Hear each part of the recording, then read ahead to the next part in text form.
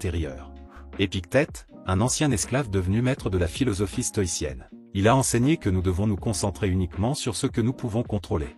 Marc Aurèle, empereur romain et auteur des Pensées pour moi-même, a montré comment appliquer les principes stoïciens dans la vie quotidienne, même en dirigeant un empire. Leur mission, ils cherchaient à nous apprendre à vivre en accord avec la nature et à développer notre résilience face aux aléas de l'existence.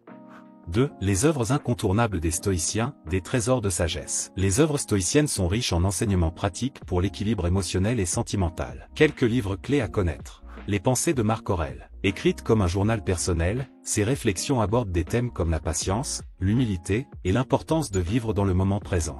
Les Entretiens et le manuel d'Épictète. Épictète rappelle constamment qu'il faut se concentrer sur ce qui dépend de nous et laisser le reste aller. Les Lettres à Lucilius de Sénèque. Ces lettres abordent des sujets tels que la gestion de la colère, le deuil et les défis relationnels. Sénèque insiste sur l'idée que l'amour véritable doit être exempt de dépendance.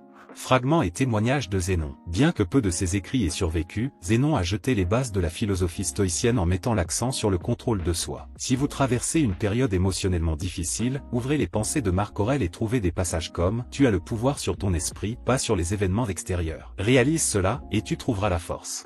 3. Les techniques stoïciennes pour retrouver l'équilibre émotionnel. Les stoïciens nous offrent des outils concrets pour retrouver la paix intérieure, même en période de turbulence émotionnelle. La dichotomie du contrôle, ce que je peux et ne peux pas changer. Une des idées centrales du stoïcisme est de distinguer entre ce qui dépend de nous, comme nos pensées ou nos actions, et ce qui ne dépend pas de nous, par exemple, les opinions des autres ou les événements. Prenez un papier et listez ce qui, dans votre vie actuelle, dépend de vous et ce qui ne dépend pas de vous. Ensuite, concentrez vos efforts sur ce que vous pouvez changer et acceptez le reste.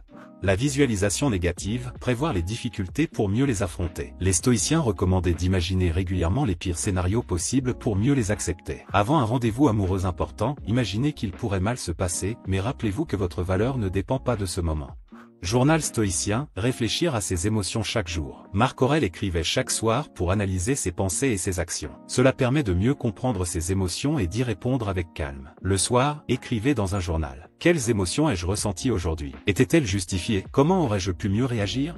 L'amour fati, embrasser son destin. Les stoïciens enseignent que tout ce qui nous arrive, bon ou mauvais, est une opportunité de croissance. Une rupture sentimentale peut être vue comme un moyen de se recentrer sur soi-même et de devenir une meilleure version de soi. 4. Techniques stoïciennes pour l'équilibre sentimental. Aimer sans attachement. Les stoïciens considéraient l'amour comme une facette essentielle de la vie humaine, mais ils insistaient sur le fait qu'il devait être guidé par la raison plutôt que par les émotions incontrôlées. Pour eux, aimer ne signifiait pas dépendre, mais respecter l'autre tout en maintenant son autonomie. Voici comment intégrer cette perspective stoïcienne dans nos relations sentimentales. L'amour rationnel, donné sans attendre en retour. Sénèque, dans ses lettres à Lucilius, parle souvent de l'amour en termes de vertu. Selon lui, aimer véritablement, c'est vouloir le bien de l'autre sans attendre quoi que ce soit en retour. Cette idée s'oppose à la vision romantique populaire qui associe l'amour à la possession ou à la dépendance. Prenez un moment pour analyser votre relation. Demandez-vous si vous aimez réellement la personne pour ce qu'elle est ou si vous êtes attaché à l'idée de ce qu'elle peut vous apporter, affection, validation, sécurité. Cette introspection peut vous aider à cultiver un amour plus sain et authentique. Les stoïciens enseignaient également que, pour aimer rationnellement, nous devons nous rappeler que les autres sont libres. Leur comportement, leurs choix et leurs émotions leur appartiennent, et il est inutile de chercher à les contrôler. Cela permet d'éviter des frustrations inutiles. Essayez de pratiquer l'amour désintéressé pendant une semaine. Faites un geste attentionné pour votre partenaire ou un être cher sans rien attendre en retour. Observez comment cela influence vos émotions et votre relation.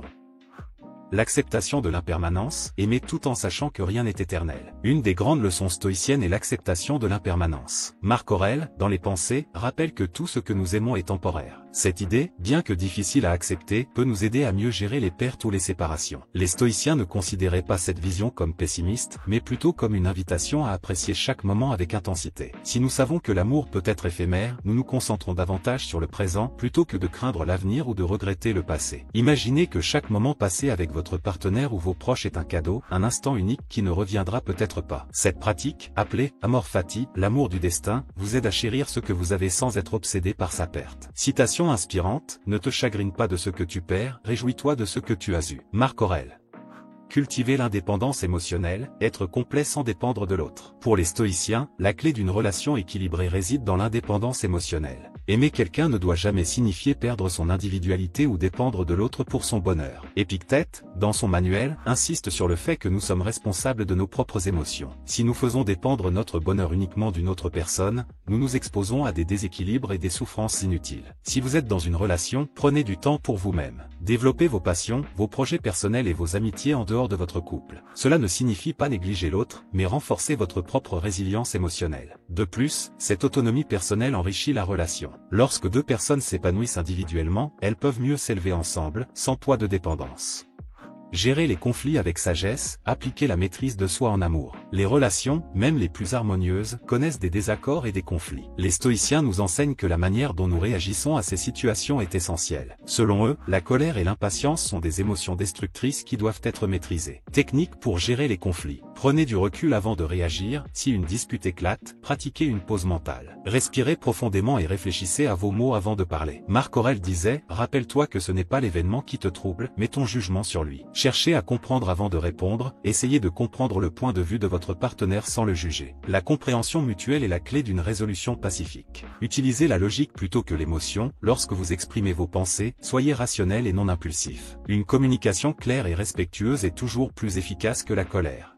L'amour de soi, la base de toute relation équilibrée. Les stoïciens croyaient que l'amour de soi, dans le sens noble, était la base d'une vie épanouissante. Si vous ne vous respectez pas et ne prenez pas soin de vous, il est difficile d'aimer les autres de manière saine. Pratique stoïcienne. Réservez chaque jour un moment pour réfléchir à vos besoins et à vos aspirations personnelles. Cultivez des habitudes qui renforcent votre bien-être mental, émotionnel et physique, comme la méditation, la lecture ou l'exercice. L'amour stoïcien ne consiste pas à renier ses propres besoins pour plaire à l'autre, mais à trouver un équilibre entre soi-même et la relation. Un amour plus sage grâce aux stoïciens. Les techniques stoïciennes pour l'équilibre sentimental ne visent pas à supprimer l'amour, mais à le rendre plus profond, plus authentique et plus équilibré. Aimer sans attachement ne signifie pas aimer moins, mais aimer mieux. En suivant leurs principes et en cultivant l'indépendance émotionnelle, en acceptant l'impermanence et en privilégiant l'amour rationnel, nous pouvons bâtir des relations fondées sur la liberté, le respect mutuel et la sérénité. Apprenez à aimer sans dépendance, à apprécier chaque instant et à vous élever personnellement tout en élevant vos relations. C'est là que réside la véritable sagesse des stoïciens.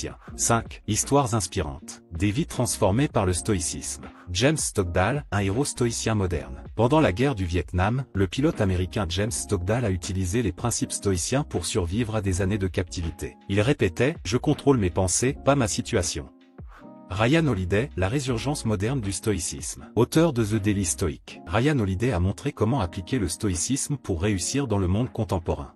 Témoignages anonymes, les stoïciens du quotidien. Des milliers de personnes à travers le monde témoignent de l'impact positif du stoïcisme sur leur vie personnelle, notamment pour gérer des ruptures ou des échecs professionnels. Conclusion, une vie équilibrée grâce au stoïcisme. Retrouver l'équilibre émotionnel et sentimental est un défi que chacun de nous affronte. Les stoïciens, à travers leurs enseignements, nous rappellent que la clé réside en nous. En maîtrisant nos pensées, en acceptant ce que nous ne pouvons pas changer, et en cultivant un amour rationnel, nous pouvons vivre avec plus de sérénité et de paix. Si cette vidéo vous a inspiré, n'hésitez pas à partager votre expérience dans les commentaires. Abonnez-vous pour explorer davantage la sagesse des grands penseurs. À bientôt pour une nouvelle odyssée de la pensée.